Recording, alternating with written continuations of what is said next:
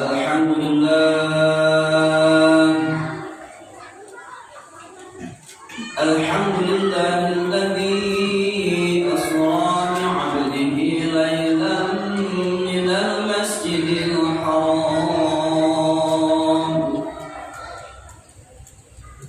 Ashhadu an la ilaha illallah wa ashhadu anna sayyidana wa nabiyyana Muhammadan abduhu wa rasuluh la nabiyya ba'dah. Allahumma salli wa sallim ala habibikal karim sayyidina wa habibina wa syafi'ina wa maulana Muhammadin imamil anbiya wal muttaqin wa ala alihi wa ashabihi ajma'in. Amma ba'du, fa ya ayyuhal hadiruna rahimakumullah, ittaqullaha haqqa tuqatih wa la tamutunna illa wa antum muslimun. Hadirin sidang salat Jumat rahimakumullah, di siang hari ini yang nampak redup langitnya Allah Subhanahu wa taala, mudah-mudahan iman yang Allah sematkan di dalam dada kita, di dalam akal pikiran kita, di dalam cahaya kehidupan kita tidak pernah redup dan padam karena cinta kita kepada Allah dan Rasulnya dan bakti kita kepada Allah dan Rasulnya, sehingga ditakdirkan Allah kita oleh Jalla Jalaluh menjadi orang-orang yang beriman dan bertakwa hanya kepada Allah Subhanahu wa taala, dan bahwasanya takwa adalah bekal terbaik dalam kehidupan kita dari sekarang, dari dulu, bahkan sampai kita masuk ke dalam mahkamahnya Allah Subhanahu wa taala. Salawat dan salam kita sanjungkan di hadiran baginda Nabi besar kita Muhammad Rasulullah sallallahu alaihi wasallam wa barik alaihi wa alihi. Hadirin sidang Jumat rahimakumullah, di siang khutbah yang singkat ini Al-Fakir selaku khatib akan mencoba membacakan daripada riwayat agung kehidupan Rasulullah di dalam Isra wal Mi'rajnya. Isra wal Mi'raj yang terjadi pada tanggal 27 bulan Rajab di tahun 621 Masehi. Sekarang tahun 2022 Masehi. Jadi sudah berjarak kurang lebih 1401 tahun yang lampau, kurang lebih. 1 tahun kejadian tersebut sebelum baginda Rasul hijrah dan dihijrahkan oleh Allah Subhanahu wa taala ke Madinah Al-Munawwarah. Jadi bukan sesuatu yang baru saja kemarin terjadi, ribuan tahun yang lampau, 1401 tahun yang lampau. Dalam bahasa khalayak manusia kita yang dhaif, yang lemah, mungkin kita pernah berkata atau selayak teman-teman kita pernah mengucap, berkata, "Bang, masihkah layak?" Hal tersebut kita ungkapkan, kita bicarakan. Kalau tokoh sentralnya adalah Rasulullah, maka tak ada satupun yang bisa menghalangi keagungan dan kebesaran Rasulullah. Karena Rasulullah agung dan besar, dibesarkan oleh yang maha besar, Zat yang maha agung dan besar, dialah Allah Subhanahu wa taala. Lampaunya kejadian tersebut tidak bisa menutupi daripada kemuliaan dan keagungan Rasulullah sallallahu alaihi wasallam. Mengapa tidak di awal kejadian tersebut, setelah Rasul pulang dari Sidratul Muntaha, Rabb-Rabbil A'la, bahkan arasy-Nya Allah, pulang di waktu subuh pagi, banyak dari orang-orang kafir yang tidak percaya kejadian tersebut. Bahkan di antara umat Islam yang sudah beriman, mereka menjadi murtad karena kejadian tersebut, saking tidak percayanya dan saking dikompori oleh orang-orang kafir Quraisy yang tidak bertanggung jawab. Hadirin sekalian, rasanya hadirin sekalian tidak tepat, tidak elok kalau mukjizat yang agung tersebut kita lupakan begitu saja.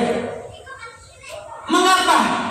Coba kita lihat di dunia yang modern ini, negara maju mana yang tidak membuat pesawat yang super mutakhir? Di bagian belahan negara Eropa mana yang tidak mau mereka singgah daripada ke bulannya Allah, atau ke Mars, ataukah ke Pluto? Baik itu Eropa Barat ataupun Eropa Timur, baik itu Asia ataupun Australia, baik itu negara Cina, Jepang ataupun negeri Afrika, mereka berlomba-lomba mengadu kecepatan, kemutakhiran, kecerdasan daripada otak-otak mereka. Tapi hadirin sekalian, ribuan pesawat yang mereka ciptakan, alat yang canggih mereka ciptakan, setelah mereka melampaui daripada angkasanya Allah, bulankah itu, Marskah itu, Plutokah itu, adakah bengkel iman dan takwa di sana hadirin sekalian? Baginda Rasulullah SAW, manusia yang sangat bijak, agung dan mulia, beliau katakan di dalam sabdanya, as-salatu mi'rajul mu'minin, salat adalah mi'rajnya orang yang beriman. Baginda Rasul di Isra dan Mi'rajkan karena beliau teramat agung dan mulia. Jadi Rasul tahu takaran daripada hamba-hambanya tidak akan sampai ke hadapan Allah. Begitu bijaksananya beliau katakan, as-salatu mi'rajul mu'minin, salat adalah mi'rajnya orang beriman. Ketika kita salat, yang kita bawa bukan hanya iman dan takwa, yang kita bawa bukan hanya Islam dan takwa, tapi ada ihsan hadirin sekalian. Ketika kita berhadapan dengan Allah di salat kita, di dalam rukun ihsan kita diajarkan seolah kita berhadapan dengan Allah Subhanahu wa taala. Jadi orang-orang yang telah melampaui daripada angkasanya Allah, yang mereka terbang keluar angkasa, apa yang mereka cari hadirin sekalian? Kalau cuma untuk mengadu gengsi, kalau cuma ingin menguji nyali, kalau cuma ingin ditunjukkan sebagai orang yang super hebat, bukan itu takarannya di hadapan Allah. Justru kita harus kembali kepada takwa. Yang tadi khotib katakan, tidak ada itu bengkel iman dan takwa di angkasa. Tidak ada alat spermat iman di dalam ruang angkasanya Allah. Tidak ada bengkel-bengkel takwa di angkasanya Allah. Kenapa? Karena Allah Subhanahu wa taala telah bersumpah, innaka la tahdi man ahbabta walakin Allah yahdi man yasha. Ya Rasulullah, hai Muhammad, innaka la tahdi, sesungguhnya engkau wahai Muhammad tidaklah dapat memberikan petunjuk cahaya iman dan takwa. Walakin Allah yahdi man yasha, sesungguhnya yang namanya iman, takwa, Islam dan ihsan hanyalah milik Allah Subhanahu wa taala. Orang yang beriman kakinya melekat di bumi Allah, tubuhnya melekat di bumi Allah, tapi kehadirannya mereka di hadapan Allah Subhanahu wa taala. Kenapa? Karena di dalam dada mereka ada chip iman yang bisa mengantarkan mereka di hadapan Allah Subhanahu wa taala. Jadi iman inilah yang bisa memuliakan kita. Jadi ihsan inilah yang buat kita mulia di hadapan Allah. Jadi iman dan takwa inilah yang bisa membawa kita ke hadapan Allah Subhanahu wa taala. Bukan pesawat antariksa yang super mahal yang dari kocek dan kantong kita tidak sanggup membeli, tapi as-salatu mi'rajul mu'minin, dapat dipertanggungjawabkan di hadapan Allah. Kenapa? Karena kita punya iman dan takwa di hadapan Allah. Orang boleh ke ruang angkasa. Kenapa? Karena memang Allah suruh. Allah perintah, ya ma'syarul jinni wal insi in istata'tum la tanfudu bisultan, in istata'tum tanfudu la tanfuduna illa bisultan. Wahai jamaah jin dan manusia, silakan kalian menaiki daripada angkasanya Allah. La tanfudu, kalian tidak dapat melewati angkasa tersebut illa bisultan, kecuali dengan ilmu pengetahuan. Apakah cukup ilmu pengetahuan kita dianggap sebagai orang yang bertakwa? Tidak, hadirin sekalian. Mereka melintasi daripada bumi dan langitnya Allah, walaupun tidak sampai ke langit pertama, hanya di bawah langit pertama itu ada Mars dan Pluto, ada matahari dan rembulan. Apa yang mereka cari? Kalau cuma gengsi, kalau cuma ingin kita sebagai orang yang maha pintar dan mulia, orang yang sangat pintar dan mulia, tidak, bukan itu hadirin tujuannya hadirin sekalian. Cukup dengan ucapan lafaz baginda Rasul, as-salatu mi'rajul mu'minin. Kita dikenal sebagai orang yang mulia, yang membawa cahaya iman dan takwa di buminya Allah Subhanahu wa taala. Jadi orang-orang yang beriman yang tinggal di buminya Allah, yang melekat kaki mereka, tubuh mereka, mereka cari makan di buminya Allah, mereka membawa cahaya iman dan takwa di hadapan Allah. Justru orang tersebut adalah laksana lentera di alam yang sangat gelap, membawa iman dan cahaya dari Allah Subhanahu wa taala. Kita seharusnya bersyukur, kita berbangga, kita merasa berterima kasih kepada Allah Subhanahu wa taala. Kenapa? Tidak semua orang dipilih untuk beriman kepada Allah Subhanahu wa taala.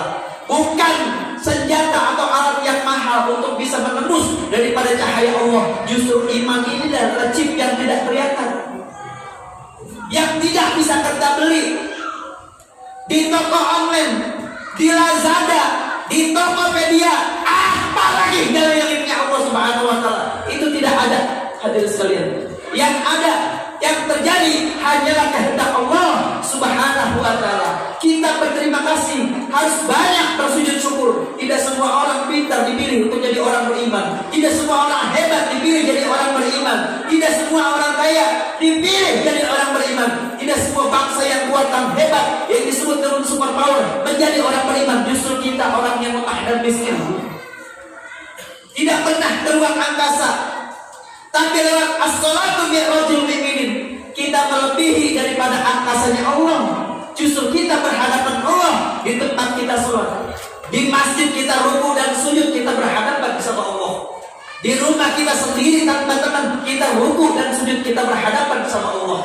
Kita di majlis taklim, kita ruku dan sujud, baik itu sholat sunnah ataupun berjamaah, kita berhadapan dengan Allah Subhanahu wa taala. Karena di dalam rukun Islam, iman dan intinya ada di dalam ihsan. Kita seolah-olah sedang berhadapan dengan Allah Subhanahu wa taala. Dari cukup komponen-komponen itulah yang membuat kita di hadapan Allah teramat mulia. Allah Subhanahu wa taala di dalam salah satu daripada hadis qudsi, Allah pernah berfirman, janganlah engkau memandang orang-orang beriman dengan sebelah mata. Janganlah engkau pernah meremehkan orang-orang yang beriman. Janganlah menghardik orang yang beriman. Janganlah mengucilkan orang yang beriman. Kenapa hadirin sekalian? Karena di dalam dada orang beriman telah dimasukkan chip iman oleh Allah Subhanahu wa taala. Telah dimasukkan sesuatu yang orang tidak bisa membongkarnya, hadirin sekalian. Dilacak dengan komputer yang begitu canggih yang harganya miliar pun tidak akan tembus. Itu istimewa iman. Kita orang yang istimewa karena kita diistimewakan oleh Zat yang Maha Agung dan mulia dan teristimewa, dialah Allah. Jadi kalau ada ungkapan yang mengatakan sudah gak layak pakai sholat, itu orang otaknya kumpul, hadirin sekalian. Dia tidak pernah baca Quran, dia tidak pernah zikir dengan lisannya, dia tidak pernah berselawat kepada kanjeng Rasulullah. Siapa Rasulullah itu? Manusia yang teragung dan mulia. Kalau dia tidak agung dan tidak mulia, kenapa cuma Rasul yang dipanggil ke Sidratul Muntaha? Langit pertama, langit kedua, sampai langit ketujuh, Sidratul Muntaha, Rabbil A'la, bahkan sampai ke arasy-Nya Allah Subhanahu wa taala. Tidak ada manusia yang seperti beliau. Hanya cukup kejadian tersebut hanya pada diri beliau. Saya katakan sekali lagi, kita orang yang beruntung karena dipimpin oleh orang yang sangat beruntung, oleh orang yang sangat mulia. Dialah kanjeng Rasulullah sallallahu alaihi wasallam. Barakallahu li wa lakum bil Qur'anil azim wa nafa'ani wa iyyakum bima fihi minal ayati wal dzikril hakim wa taqabbal minni wa minkum tilawatahu innahu was-sami'ul alim. Aqulu qawli hadza wa astaghfirullaha li wa lakum wa li sa'iril muslimin wal muslimat wal mu'minin wal mu'minat astaghfiruh innahu huwal ghafurur rahim. Allahumma shalli ala sayyidina